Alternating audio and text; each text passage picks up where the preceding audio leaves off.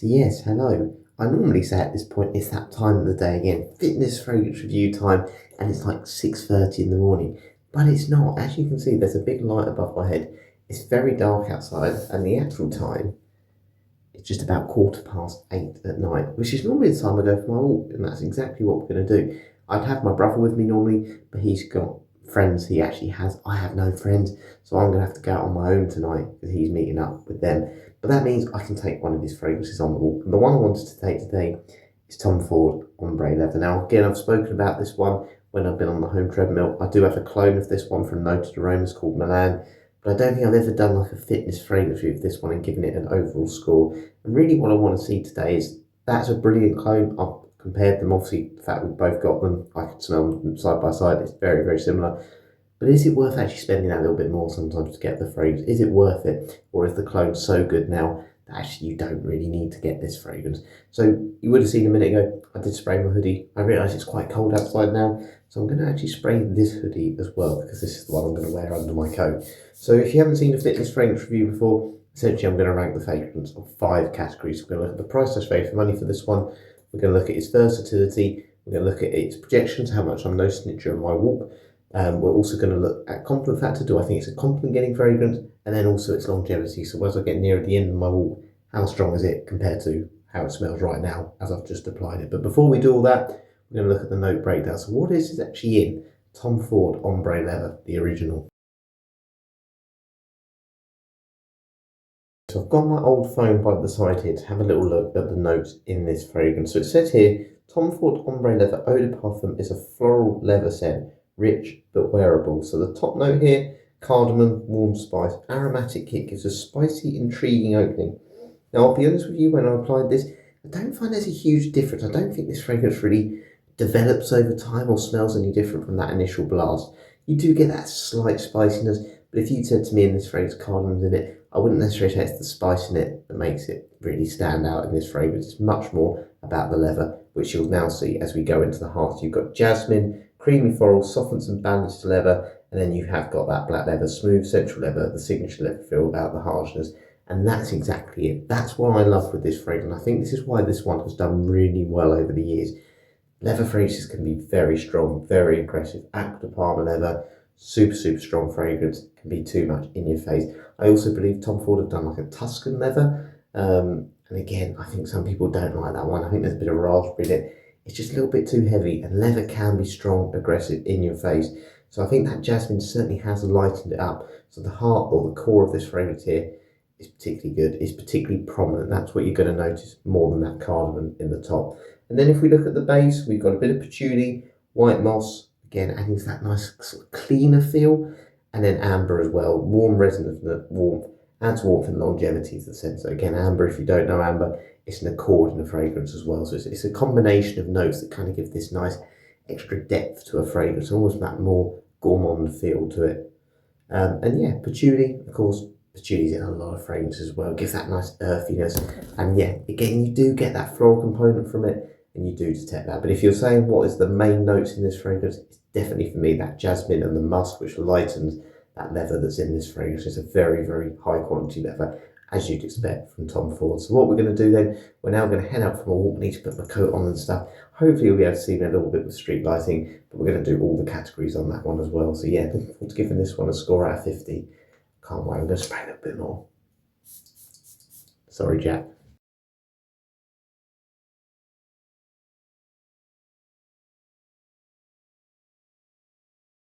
Okay, we are off, so I'll try not to blind you. I've put the hat right on the top of my head, just so you know, you can still roughly see me. But anyway, price I pay for money for Tom Ford Ombre Leather. So the online prices for this one for a 100ml bottle tends to be about £120 to £150, whether that's on their website or with retailers. So do I think that's good value for money? Well, I'll say this, I very rarely spend over £100 on fragrances. Normally if I want a more expensive one like a Tom Ford, I try and find a slightly used bottle or unboxed bottle on eBay, or alternatively I'm happy to buy a clone. If I really wanted a scent, I'm happy to buy a clone, particularly at first, so I can understand whether I actually like the scent or not. But that being said, if someone said to me right now, how expensive does this smell if you're blindfolded, you didn't know the scent, I would say, yeah, that does smell like over £100 fragrance. It's got that step up in quality. Look, I've got a clone of this one for £30, which is very good. And I think it, initially I thought, oh, it's absolutely identical.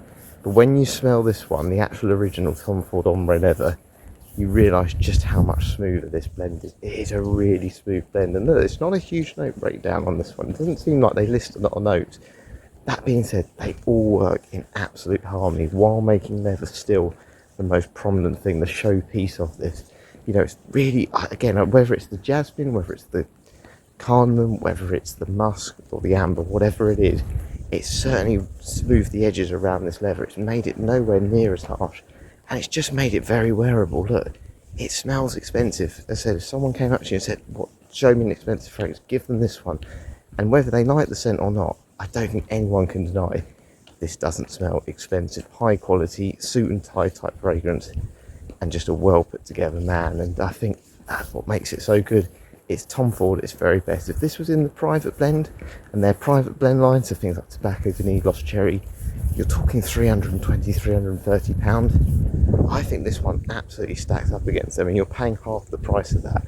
And yes, as I said, you can get clones of this one, but I don't think in terms of the quality you can really beat the original here. It's just such a smooth blend, high quality oils, and it's just the very best of Tom Ford. I think this one's won awards before, and for good reason. And yeah, look, again, I don't normally spend that sort of price on it, but if it was £150 and I really wanted this scent, I certainly wouldn't feel ripped off. So I'm going to be really generous here. I'm going to give price just value for money 9 out of 10. Again, it's one of those notes, I know leather's divisive, but actually when we're looking at it in terms of the quality and how it compares to other leather scents on the market, I think this is number one. I really do, and that's why I'm going to give it a 9 out of 10. Right, let's go on to versatility next.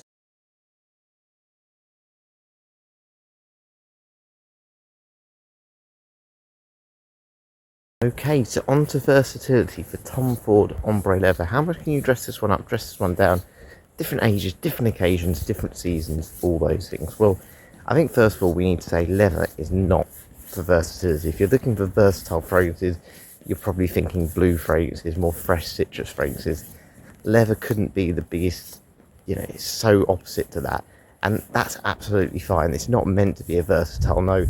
It's meant to be a statement, James Bond suit and tie type fragrance. And that's what this really is. It's more full winter, nighttime dress up scent rather than your everyday running doing errands, wearing this very unfashionable coat which you can't see, which costs about £16 on Boohoo Man. And all the other things I enjoy, like running, going to the gym, it's just not going to be that. But in terms of the realms of leather, if we're looking at just leather and versatility, I think this is probably the most versatile fragrance of leather, where leather's prominent anyway. I did have a leather fragrance by Molten Brown called Dark Leather, but to be honest with you, yes, you definitely detect the leather in it, but the spiciness, it was more of a fresh, spicy fragrance, where this one is dominant leather. It's more, leather than floral, let's say. The floral components just take a backseat and let the leather come through as the main accord here. And for me, that's what makes this one so impressive. You could easily have this in a climate controlled environment in the office as your signature scent. If you're a gentleman, probably, if I'm being honest with you, mid-30s and up, I think will appreciate this one more. Certainly people who are fragrance enthusiasts will, than someone more at an entry level. They're going to really like this, and you could easily pull this off, and I don't think it'd be wrong. If you're someone who dresses up quite well, maybe does a lot of like fancy dinners, it's fine, and it's just not got that harshness that you sometimes can detect with leather. Again, I appreciate Aqua de Parma leather, but it's so leather heavy, so leather forward, that it's just going to choke out people around you. It's just too strong, too divisive. I don't think this one is. I think this has got quite a subtle quality about it, without ever being too harsh and too in your face. And that makes it for me, the most versatile leather fragrance, the most wearable leather fragrance on the market. So yes, while I don't think it's unisex, yes, while I don't think it's obviously your summer freshy casual wear, your gym type scent, for what it is and what that fragrance should be, it's probably as versatile as you're going to get. So for that reason, I'm going to be generous again. I'm going to give it another 9 out of 10. I think they've really perfected this one. As I said, leather is never going to be something I'd recommend for versatility, but if you want versatility with leather, this is good. This is very, very good, and I'm really enjoying it on this walk at the moment.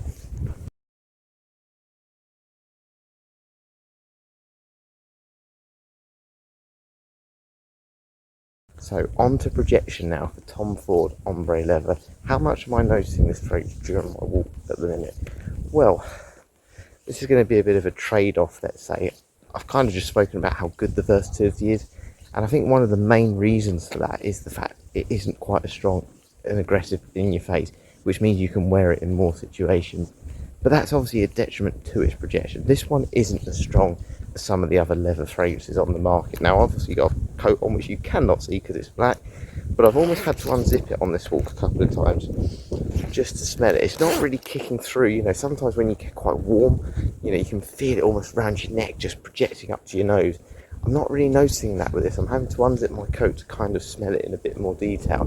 And if you're someone who absolutely loves leather scents because they're very strong, very harsh in your face, you're not too worried about the fact it's, you know, you're not worried about versatility or offending anyone else, then maybe you'd be a little bit underwhelmed with this one, particularly if you're paying those sort of 150, 200 pounds. You would probably be someone who does prefer that Acqua di Parma leather because that's what you want. You want that strong vibe that you get with leather fragrances. This one is a lot more tame, but that doesn't mean the projection's poor on this. I certainly don't think it's poor. I think it's probably one of those scents, again, I don't think it's going to really fill a room, and I don't think if you're walking by someone they're going to particularly pick it up. I think it's going to be one of those, if someone's sitting next to you indoors in your own scent bubble, that's when you're going to detect it. But if you're outside like this, and we're in February at the moment, or actually we've just gone into March now, it's not going to really cut through the cold in the same way, and it's not going to be as loud as maybe some people want with leather fragrances. So for that reason, I'm going to give it, I'll give it a 7 out of 10. I think, again, it's not as heavy, but that benefits the fact it makes it more versatile, more wearable for more people. And again, I think this actually hits the sweet spot. I don't think it's poor by any means. It's probably just about got it right. But again, if you've got that preconceived idea that you want something loud, this isn't loud. This one is a lot more subtle. And actually, I think for me personally and for most people, that's probably a good thing.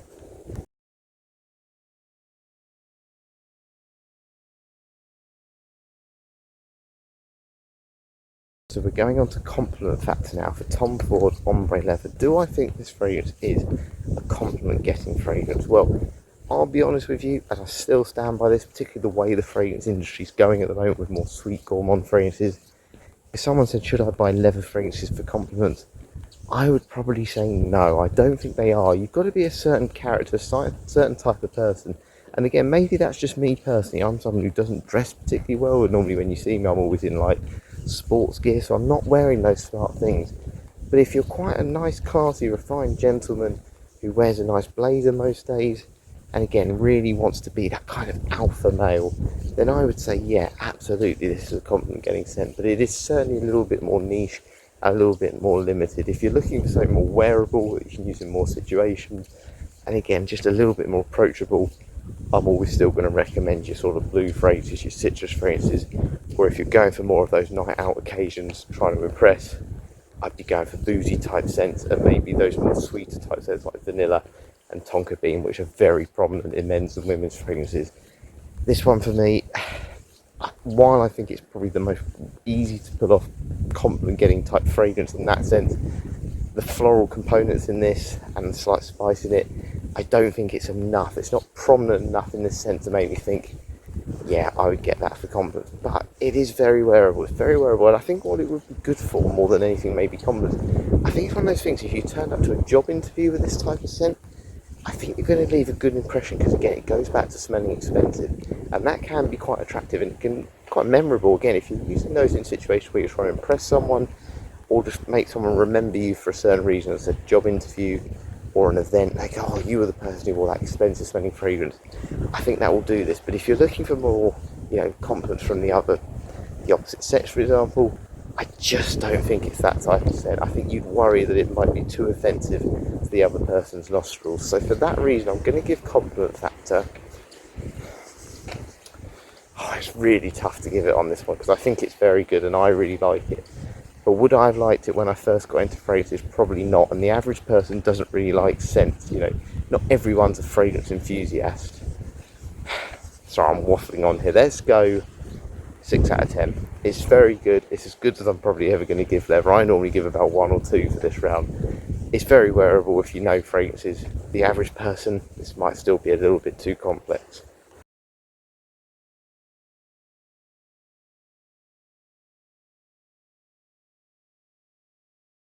it's time to do the final category now as I'm getting near the end of my walk. So longevity for Tom Ford Ombre Leather. How am I noticing? Is it still as noticeable as it was when I started this walk, when I applied it a couple of hours ago?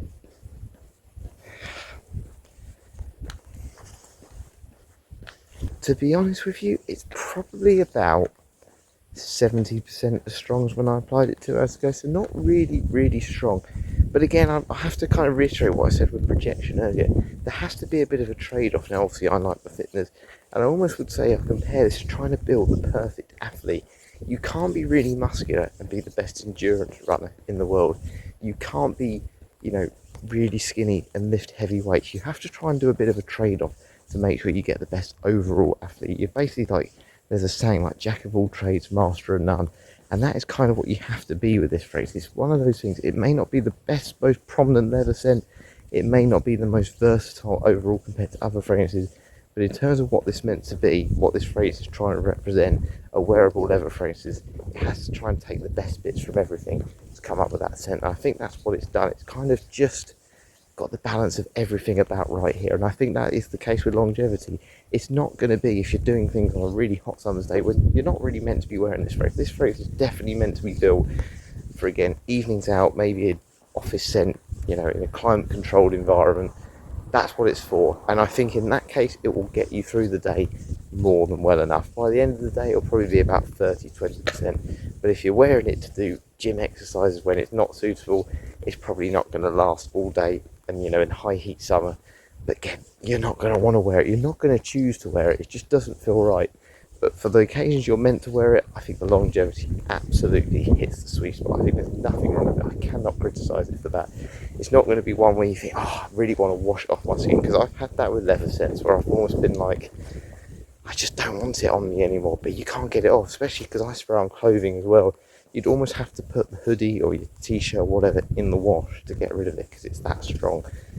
And this one, I don't think you'd have to do that, and I don't think you'd really want to do that. I think you'd be quite happy to put this back on and go, yeah, that smells nice, that's a really nice scent, I can wear it again tomorrow. And that's very rare, I find, with leather fragrances. I very rarely want to wear them back-to-back days. So I'm going to give it, for that reason, again, another 9 out of 10, because I think it's exactly what it says. If I had to build my perfect leather fragrance, and again, try to take the best bits in terms of making it versatile, projection about right, not being too loud, and also just lasting enough to get you through whatever you want to do in that day in the right environment, it ticks the boxes. So I've got to give it a 9 out of 10. The only thing I'm marking it down for is the fact it isn't as long lasting as some other fragrances out there, particularly in that leather sort of genre, and some people may just want that, but for me it's absolutely perfect.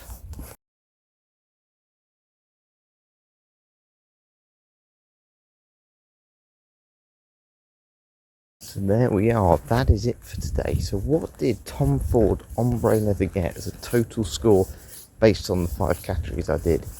Well, I don't think there's ever going to be another leather fragrance that gets a score as high as this, but it managed to get 40 out of 50. With three rounds, it got 9 out of 10.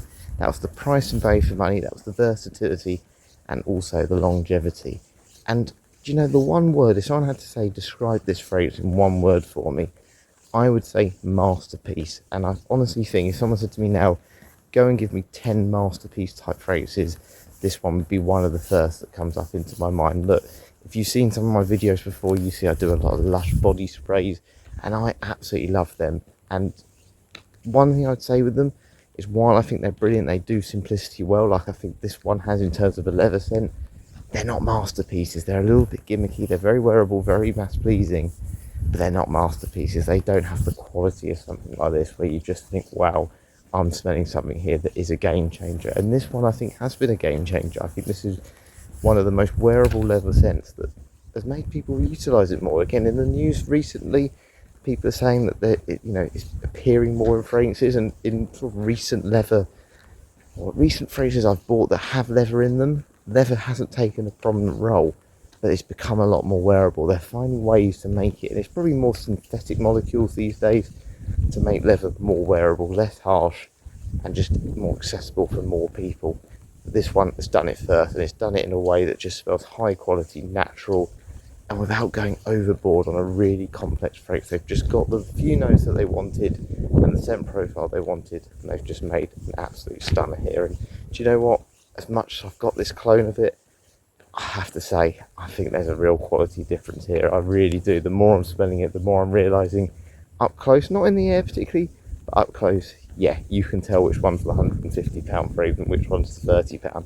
Not to say that either are bad, though they're both very good in their own right. But yeah, hope you've enjoyed this one today. Quite looking forward to getting back now and having a cup of coffee before bed. But plenty more videos to come. I'm going to do some controversial opinions tomorrow, so yeah, it'd be interesting to see if you agree or disagree with me on those ones. But thank you very much for watching today. Catch you later.